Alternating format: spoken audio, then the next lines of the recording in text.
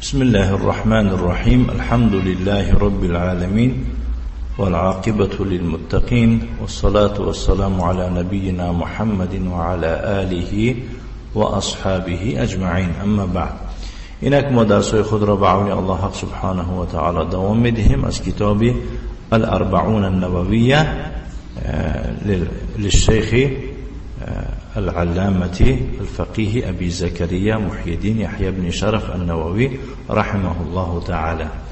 يعني في الحديث إمام حافظ أبو زكريا محي الدين يحيى بن شرف النووي الله سبحانه وتعالى انكسر رحمة كنت. حديث امروزة الحديث العاشر، حديث دهم عن أبي هريرة رضي الله عنه قال: قال رسول الله صلى الله عليه وعلى آله وسلم: إن الله تعالى طيب لا يقبل إلا طيبا، وإن الله أمر المؤمنين بما أمر به المرسلين، فقال تعالى: يا أيها الرسل كلوا من الطيبات واعملوا صالحا إني بما تعملون عليم. وقال تعالى: يا أيها الذين آمنوا كلوا من طيبات ما رزقناكم. ثم ذكر الرجل يطيل السفر أشعث أغبر يمد يديه إلى السماء: يا ربي يا رب، ومطعمه حرام ومشربه حرام وملبسه حرام وغذي بالحرام، فأنى يستجاب لذلك. رواه مسلم. نعم، يعني حديث دهم از ابو هريره عبد الرحمن بن صخری دوسی رضی الله عنه روایت میکنند که گفت پیغمبری الله صلی الله علیه و علی آله و سلم گفت: ای مردم، همانا الله پاک است و جز پاکی چیزی را قبول نمی کند یا که نکند. به درستی الله مؤمنان را به آنچه امر کرده است که پیغمبران را به آن امر کرده بود.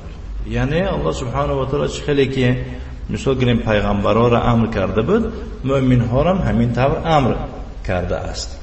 و الله تعالی می فرماید، یعنی سخن پروردگار ترجمه: ای پیغمبران، از پاکی ها، از پاکیزه ها بخورید و کارهای شایسته بکنید که من به آنچه که شما انجام دهید آگاهم، خبردارم. سوره مؤمنون آیه 51.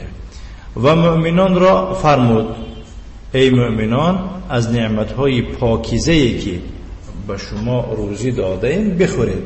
این سوره بقره آیه 172. سپس پیغمبر صلی الله علیه و علی آله و سلم مردی را ذکر کرد. این عملا یک مثال می آورد. یک مردی را ذکر می کند که سفری دور و دراز می کند با مویهای پریشان و گردآلود، چنگ خاک، دستانش را به سوی آسمان برداشته میگوید: ای پروردگار من، ای پروردگار من، در حالی که طعام و شراب و لباسش از حرام بوده و از حرام غذا گرفته است. با دست برداشته میگه: پروردگار دعای من قبول کن این و آن. پس در چنین حال چگونه دعای او اجابت می شود؟ گفته پیغمبر صلی الله علیه وسلم در اینجا لقمه حلال باعث قبول دعا را دلالت کرده استاده است. این حدیث را امام مسلم یعنی روایت کرده است. کفایت می‌کنیم. صلی الله وسلم علی نبینا محمد وعلى آله وأصحابه وسلم تسليما مزيدا، والحمد لله رب العالمين.